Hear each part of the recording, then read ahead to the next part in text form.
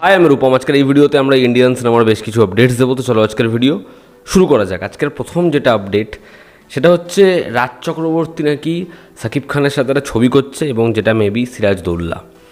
তো এটা নিয়ে যেভাবে সোশ্যাল মিডিয়ায় খবরটা ছড়িয়ে রয়েছে, দেখুন আমি নিজে বলেছিলাম যে আফরান নিশো সে এসভিএর সাথে কোলাবরেট করছে, এবং আপনারা সেটার কনফার্মেশনও পেয়েছেন। সাকিব খানকে নিয়ে আমাদের এখানকার অনেক হাউস ছবির প্ল্যান করছে, কিন্তু রাজ চক্রবর্তীর এই যে খবরটা, এটা কাইন্ড অফ একটা ফেক খবর। এই কথাটা আমি কেন বলছি, এর অনেকগুলো দিক আছে। হ্যাঁ, দেখুন, রাজ চক্রবর্তীর সাথে সাকিব খানের বা আমাদের এখানকার কোনো বড় সুপারস্টারের একটা বড় ম্যাসিভ অ্যাকশন ফিল্ম হলো বা একটা বিগ বাজেট মেইন স্ট্রিম ছবি হলো, এটা সম্ভাবনা আছে, হতেই পারে। কারণ এখন মেইন স্ট্রিম ছবি কিন্তু হওয়ার চেষ্টা চলছে, হয়তো হবেও। কিন্তু বিষয়টা হচ্ছে সাকিব খানের একটা ছবি যেটা আমাদের এখানেই পুরো ডিপেন্ড করবে, এমনটা কিন্তু হওয়ার সম্ভাবনা নেই। তার কারণ এর আগে সুড়ঙ্গ ছবিটাও তো ভালো ছবি ছিল, বড় রিলিজ ছিল, ছবিটা কিন্তু আমাদের এখানে বিজনেস করতে পারেনি। সুড়ঙ্গ বাংলাদেশে ব্লকবাস্টার ছবি। এবার তুফান যে ছবিটা, তুফান ছবিটা আমাদের এখানে কেমন কি বিজনেস করে সেটা দেখার একটা বিষয়। কিন্তু প্রোডাকশন হাউস বা সবাই কিন্তু ওয়েস্ট বেঙ্গলের বিজনেসের ওপর ডিপেন্ড করে নেই।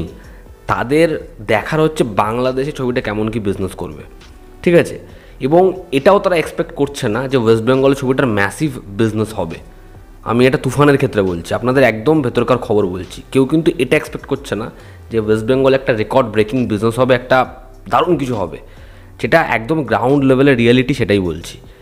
বিষয়টা হচ্ছে এই তুফান ছবিটা যদি ওয়েস্ট বেঙ্গলে কিছু একটা করে যেতে পারে, যদি কিছু একটা করে যেতে পারে, তাহলে এখানকার পরিচালকদেরকে নিয়ে ভাবা হবে। রাজ চক্রবর্তী একজন বড় পরিচালক, তার একটা ম্যাসিভ সাকসেস রেট রয়েছে, এবং সে এখন যেরকম ধরনের ছবি করছে, সে সাকিব খানকে নিয়ে আবার সিরাজউদ্দৌলার মতো প্রজেক্ট করবে, এমন কোনো কথা কিন্তু হওয়ার কোনো সম্ভাবনাই নেই যতক্ষণ না তুফান ছবিটা বক্স অফিসে সাকসেস পাচ্ছে। ইনিশিয়ালিও না, তুফান ছবিটা ওয়েস্ট বেঙ্গলে মুক্তি পাবে, সেখানে যদি একটা ডিসেন্ট বিজনেস বা একটা বিজনেস করে দেখাতে পারে, তাহলেই আমাদের এখানকার পরিচালকদের সাথে এরকম কোনো কিছু প্ল্যান করা হবে।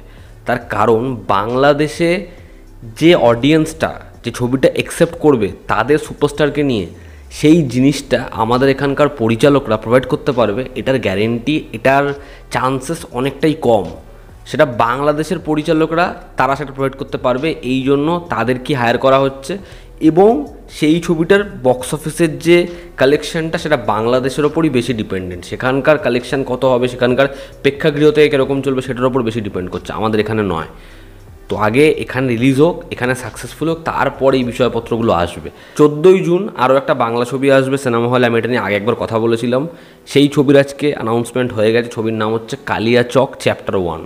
ছবিতে ইউটিউবার অসীম এবং রূপাঞ্জনার মতো অভিনেতা অভিনেত্রীরা রয়েছেন। এই ছবিটা একটা মাস ফিল্ম, এবং আমার ভেবে খুব ভালো লাগছে যে তারা একটা স্বল্প বাজেটে একটা ভালো লুক অ্যান্ড ফিল দিয়ে একটা মাস ফিল্ম বানানোর চেষ্টা করছে। আমি ছবিটা দেখতে চাই, ছবিটার প্রোমো আসুক। আই হোপ এই ছবিটা তারা ভালো কিছু বানাবে, কারণ এই ফার্স্ট লুকটা ইমপ্রেসিভ, এটা দেখে ভালো লাগে। যেরকম তারা রেডি স্টিন্ট রেখেছে, যেরকমই অ্যাপ্রোচটা, এটা বেশ ভালো। দেখার ছবিটা হয় কেমন। রণবীর সিংয়ের পরবর্তী প্রজেক্ট, যেটা হনুমানের যে পরিচালক তার সাথে হতে চলেছে, এমন কথা আমরা বলেছিলাম।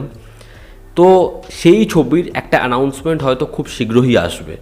তার কারণ হচ্ছে এই ছবির সাথে অ্যাসোসিয়েটেড হয়েছে মাইত্রী মুভি মেকার্স, এবং প্রায় 4 থেকে 5 দিন ধরে তারা একটা অ্যানাউন্সমেন্ট শ্যুট করছে।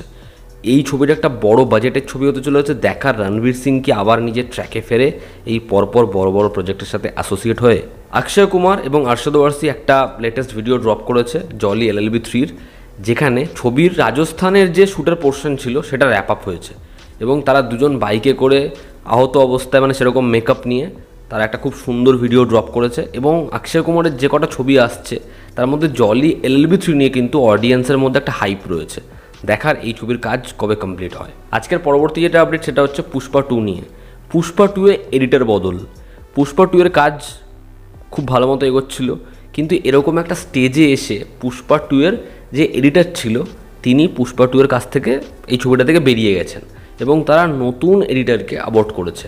এবার যে কারণে অনেকে ভাবছে হয়তো এই ছবিটার কাজ একটু ধীম গতিতে এগোবে, তবে সেরকম কিছু ভাবার জায়গা নেই। যেরকম তারা প্রমিস করেছে তারা সেরকম টাইমেই ছবিটা আনবে। তবে ছবির মধ্যে একটা হয়তো চেঞ্জেস আমরা দেখতে পারবো। আমি জানি না এতে সমস্যা হবে কি না, আই হোপ সমস্যা হবে না। সুকুমার খুব ভালো একজন পরিচালক। রামায়ণ ছবি নিয়ে যেটা আপডেট সেটা হচ্ছে রকিং স্টার ইয়াশ, রণবীর কাপুর, সাই পল্লবীর এই ছবির পার্ট 1-এর নাম হচ্ছে গড পাওয়ার। ইনিশিয়াল টাইটেল, ওয়ার্কিং টাইটেল হচ্ছে গড পাওয়ার। দেখার এই টাইটেলটা কতটা অডিয়েন্সের জন্য ওয়ার্ক করে। আমার মনে হয় যদি এমন কোনো টাইটেল রাখা হয় যেটা মাইথোলজির সাথে ডিরেক্ট কানেকশন রাখে, সাধারণ মানুষ ভীষণভাবে সেটার সাথে কানেক্ট হতে পারে, যেটা রামায়ণের সাথে ডিরেক্ট যুক্ত। দেখার তারা সেরকম কিছু করে না, এরকম একটা বিদেশি ছবির ছাপ রাখার জন্য গড পাওয়ার এরকম কোনো টাইটেল ছবির সাথে রাখে। ফাইনালি ইন্ডিয়ান 2 আসছে 22শে মে। এর একটা অ্যানাউন্সমেন্ট বা এর একটা কোনো টিজার আসতে চলেছে, দেখার সেটা কতটা ইমপ্রেসিভ হয়। এবার যদি আমরা কথা বলি গুড ব্যাড আগলি, থালা অজিতের আপকামিং ফিল্ম, সেই ছবির আজকে পোস্টার ড্রপ করা হয়েছে। পোস্টারটা খুবই বাজে হয়েছে, একদমই ভালো লাগছে না। এবং ব্যাকড্রপটা দেখলে মনে হয় ডাব্লিউডাব্লিউর অনেক আগের যে ম্যাচগুলো হতো, ডাব্লিউডাব্লিউ এখন এফ ছিল, যেখানে ওই আনফরগিভেন বা সেরকম ধরনের একটা করে ইভেন্ট থাকতো, সেরকম একটা ব্যাকড্রপ মনে হয়। এবং অজিতকেও দেখতে খুব বাজে লাগছে, তার যেরকম ধরনের কাস্টিউম ডিজাইন, যেরকম ধরনের লুকস, সেটা ভালো লাগছে না। তো এই পোস্টারটা আমার একদম পোষায়নি। আমরা দুদিন আগে একটা বিষয় নিয়ে কথা বলি যে প্রশান্ত নীল আর জুনিয়র এন্টার এই ছবিটা NTR 31, সেই ছবির টাইটেল নিউক্লিয়ার। তবে আরও একটা টাইটেল এই ছবির সাথে শোনা যাচ্ছে, সেটা হচ্ছে ড্র্যাগন। দেখার এই ছবির টাইটেল নিউক্লিয়ার হয় না ড্র্যাগন হয়, কোনটা হয়। তবে যেটাই হোক ছবির প্রেজেন্টেশনটা যাতে আলাদা হয়। আমরা যদি পরবর্তী আপডেটে আসি, SSMB29 এই ছবির জন্য অ্যান্টাগনিস্টের জন্য ভাবা হচ্ছে পৃথ্বীরাজ সুকুমারনকে। তার পারফরমেন্স যেরকম সে একের পর এক ছবি করছে, যদি এই ছবির সাথে সে অ্যাসোসিয়েটেড হয় সেটা একটা বড় ব্যাপার হবে ডেফিনেটলি। এবং যদি আজকে আমরা অন্তিম আপডেট দিই, এটার কোনো কনফার্মেশন নেই, সেটা হচ্ছে খাদান ছবিতে একটা কেমিও আছে, যে কেমিওটা নিয়ে আমরা আগেও কথা বলেছি। তো সেই কেমিওতে একটা বড় নাম দেখা যাবে, এমনটাও আপডেট আমরা দিয়েছি। তো সেখানে সুনীল শেট্টিকে অ্যাপ্রোচ করা হয়েছে এবং মেবি তাকে এই ছবির সাথে অ্যাসোসিয়েটেড হতে দেখা যাবে, এমনটাই খবর। তবে এর কোনো কনফার্মেশন নেই। এবং এমন তো না সুনীল শেট্টি তাকে অ্যাপ্রোচ করাও খুব সহজ বা সে ছবিটা করছে কনফার্ম, এটা এমন নয়। তবে এমনটা হতেও পারে, তার কারণ দেব এই প্রজেক্টটা নিয়ে খুব খাটছে। এটা খুব বড় রিলিজ এবং তারা চায় এই ছবিটা এমন একটা ছবি হোক যাতে মোড় ঘুরিয়ে দেয় বাণিজ্যিক ছবির। তো হতেও পারে, যদি সেটা হয় তাহলে আমার মনে হয় অডিয়েন্স ভীষণভাবে সেটা এনজয় করবে, এক্সাইটেড হবে। তবে দেখার সেটা হয় কি না এখনও কোনো কনফার্মেশন নেই। এই ছিল আজকের লেটেস্ট আপডেটস। ভালো লেগে থাকলে লাইক করো, শেয়ার করো, তোমাদের এতে কী অপিনিয়ন জানিও। জনতা আমাদের পাশে আছে। আবার দেখা হচ্ছে, টেক কেয়ার।